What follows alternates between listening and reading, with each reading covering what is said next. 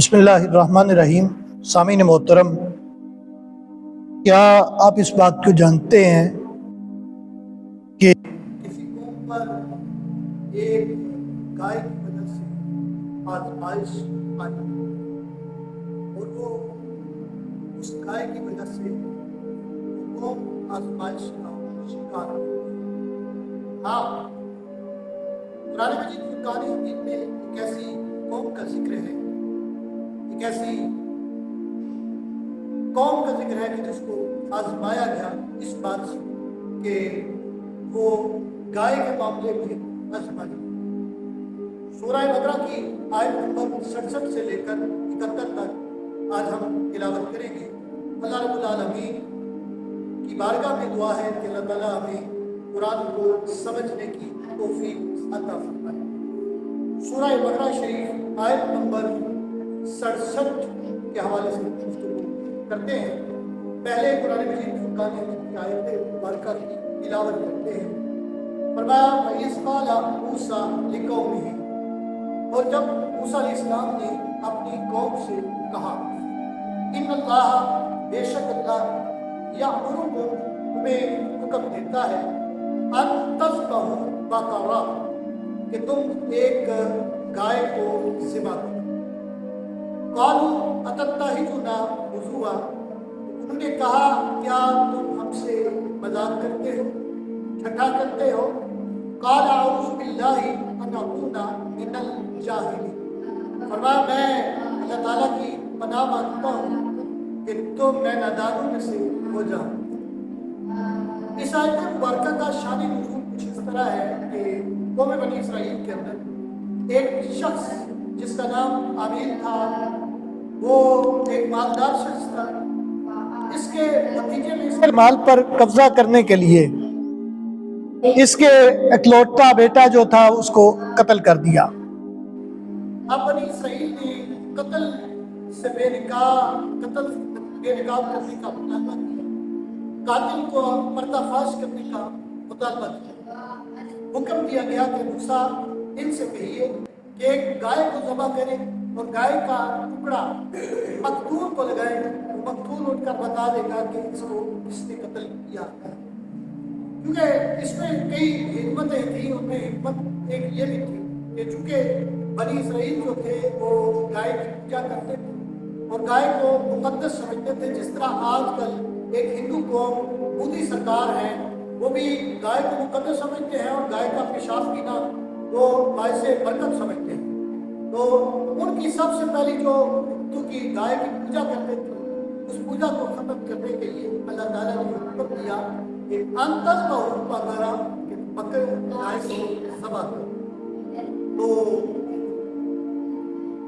اب قرآن مجید فرقان حمید میں جناب موسیٰ علیہ السلام کے سوال کا جو حکم تھا اللہ تعالیٰ کی طرف سے، اس کا مذاق اڑا کر ان لوگوں نے کہا کہ آپ ہم سے مذاق کر رہے ہیں، ٹھٹھا کر رہے ہیں۔ ٹھٹھا کرنا اور مذاق کرنا تو یہ جہالت کی انتہا ہے۔ مسئلہ یہ یاد رکھیں، جہالت کی انتہا ہوتی ہے۔ اب جو اللہ کا نبی ہوتا ہے وہ نقص سے پاک ہوتا ہے، اس کے بارے میں ہمارا عقیدہ اور نظریہ یہ ہے کہ وہ نقص سے پاک ہے، گناہ سے پاک ہے، اس کے اندر یہ نقص موجود نہیں۔ اب جناب سیدنا موسیٰ کلیم اللہ علیہ نبینا علیہ السلام نے کہا آپ تو ہمیں اس بات کا کہتے ہیں کہ جناب آپ ٹھٹھا کر رہے ہیں، ہمارے ساتھ مذاق کر رہے ہیں۔ تو جناب موسیٰ علیہ السلام نے کہا میں تو اللہ کی پناہ مانگتا ہوں، یہ جہالت اور یہ ٹھٹھا کرنا اور یہ مذاق کرنا تو میری عادت میں شامل نہیں، یہ تو جوہلا کا کام ہے، جاہل لوگوں کا کام، اور میں تو اللہ تعالیٰ کی طرف سے مقصود اللہ تعالیٰ کی طرف سے بھیجا گیا میں، اور کچھ لوگ ایسے نہیں ہیں بدبخت ہیں، لوگوں نے اپنی کتابوں کے اندر لکھا ہے کہ بعض اللہ علیہ اللہ تعالیٰ کی عقیدہ کے بارے میں آیا یا عقیدہ تنزیہ ہماری تعالیٰ کی خلاف ورزی کر کے وہ کہتے ہیں اللہ تعالیٰ کو ٹھنڈا کرتے ہیں، مذاق کرتے ہیں، انہوں نے اس بات کو کیا۔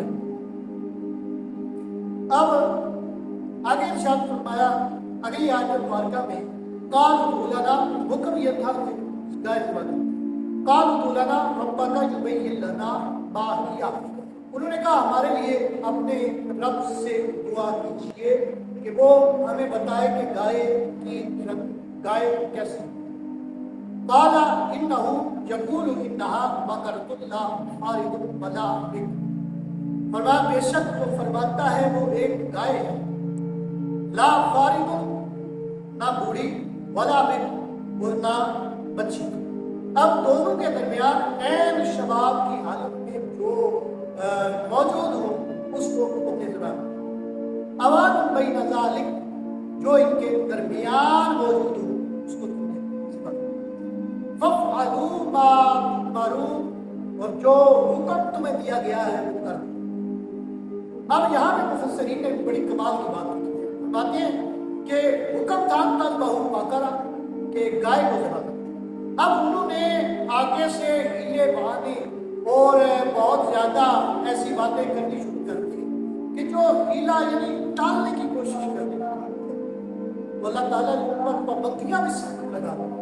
اب آپ گائے کے بارے میں پوچھتے ہو تو گائے ایسی ہو کہ جو نہ بوڑھی ہو اور نہ ہی بوڑھی، اتنی بھی بوڑھی نہ ہو، اتنی بوڑھی ہو کہ اس کے جسم پر کھال جو ہے گوشت کی موجود نہ ہو، اور عین جو بچی ہے وہ عین اس حالت میں موجود نہ ہو کہ ابھی گوشت چڑھا ہو، ابھی گوشت اس کے جسم پر کھال بڑھ رہی ہے، ایسا نہ ہو، بلکہ عین شباب کی حالت کے اندر وہ موجود۔ اب یہ آیت 88 ہوگی۔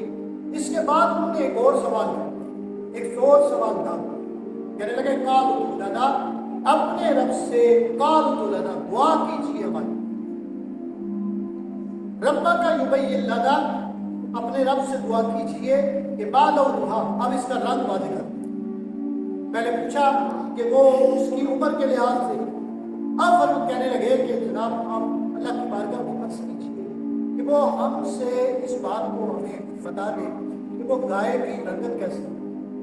تو فرمایا قالا، حکم اس کو کیا ملا، قال انه یقول انها بقرۃ صفراء، فرمایا کہ وہ فرماتا ہے وہ ایک پیلی گائے ہے جس کا رنگ گہرا زرد ہے، فاقع لونها تسر الناظرین، دیکھنے والوں کا دل خوش کر دیتا ہے۔ اب یہ ایسا گہرا زرد رنگ ہو کہ جو طبیعت آگے والے کی طبیعت کو میلان کے مطابق ہو اور اس کی طبیعت کو اٹریکٹ کرتی ہو اور اس کی طبیعت کو شاد کر دیتی ہے، ایسی۔ میں نے عرض کر دیا نا کہ مفسرین نے فرمایا حکم تھا کہ وہ گائے ذبح کرتے، جو بھی گائے پکڑتے ذبح کرتے تو یہ ان کا رب کا حکم پورا ہوتا، لیکن انہیں ہٹ کرنے اور تعصب اور انہیں ضد ہیلے بہانے ڈالنے مٹولنے کی کوشش، تو پابندیاں بھی زیادہ تھیں۔ اب آگے ارشاد فرمایا آیت نمبر 70 کے آگے ارشاد فرمایا قالوا لنا ربک یبین لنا ما ہی، انہوں نے کہا ہمارے لیے اپنے رب سے دعا کرو، وہ ہمیں بتائے کہ وہ گائے کیسی ہے۔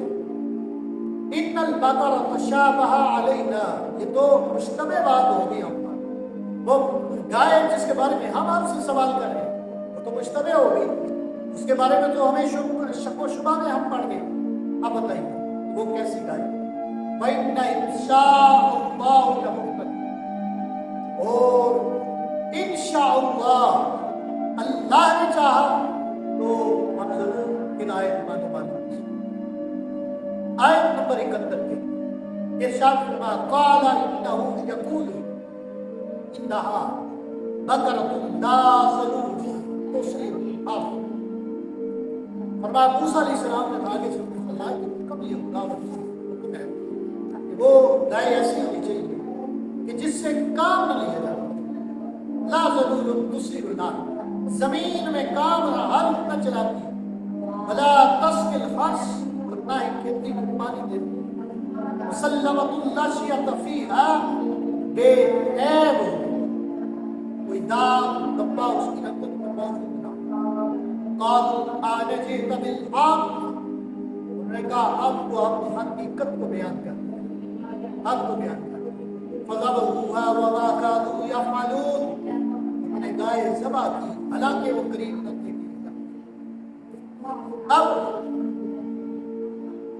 اب قرآن مجید فرقان حمید کا لیکن انہوں نے بار بار سوال کیا، بار بار رب کی بارگاہ میں، بار بار رب کی بارگاہ میں ہیلے بہانے ڈالنے کی کوشش، کا مقصد ان کا صرف اور صرف یہ تھا کہ وہ کہیں قتل جو ہے وہ بے نقاب نہ ہو جائے. بار بار یہ ہیلے بہانے اس لیے کر رہے تھے، ڈر تھا کہ کہیں قاتل بے نقاب ہو. یا ان شرائط کی جامع صرف ایک گائے تھی، اتنا ہی نہیں، یا وہ گائے وہ مقدس جانور خیال کرتے تھے اس لیے وہ ذبح کرتے تھے اور گائے کو ذبح کرنے کے قریب میں جاتے تھے. لیکن اب ان کے لیے کوئی عذر باقی نہ رہا اس کو ذبح کرنے، اس کو ذبح نہ کرنے کا کوئی عذر باقی. یہ آیات طیبات محض بنی اسرائیل کی ایک کہانی سے قصہ نہیں، بلکہ ہمارے لیے عظیم سبق. دو معزز سامعین، یہ ناظرین ہمارے لیے سبق. وہ سبق کیا ہے کہ رب کا حکم جہاں آ جائے وہاں ہیلے بہانے تلاش نہ کریں، بلکہ رب کے حکم کو سر ہم تسلیم کر کے اس کے حکم کے سامنے اپنے آپ مگر اگر ہیلے بہانے کی جائے تو پھر ہماری آزمائشیں بھی بڑھتی ہیں، جس طرح سے بنی اسرائیل کی آزمائشیں اور ان کی ہٹ درمی، ان کی تعصب بڑا، اور پھر وہ اس انداز کے اندر وہ بڑی بڑی آزمائشوں کا سامنا کرنا پڑا. آج کی وہ یہیں پہ ہم اختتام کی طرف لے کے جانا چاہتے ہیں اور آپ سے ریکویسٹ کرنا چاہتا ہوں کہ اگر آپ کو ہمارا یہ موبائل قرآن کا سلسلہ ہے، اس کی ویڈیوز میں آپ پسند آئے تو اس کو آپ نے سبسکرائب کرنا ہے اور لائک بھی کرنا اور اپنی قیمتی رائے کا اظہار بھی کرنا ہے. کل انشاءاللہ ایک نئی نشست کے ساتھ ہم دوبارہ حاضر ہوں گے. تب تک کے لیے اجازت دیجیے. السلام علیکم.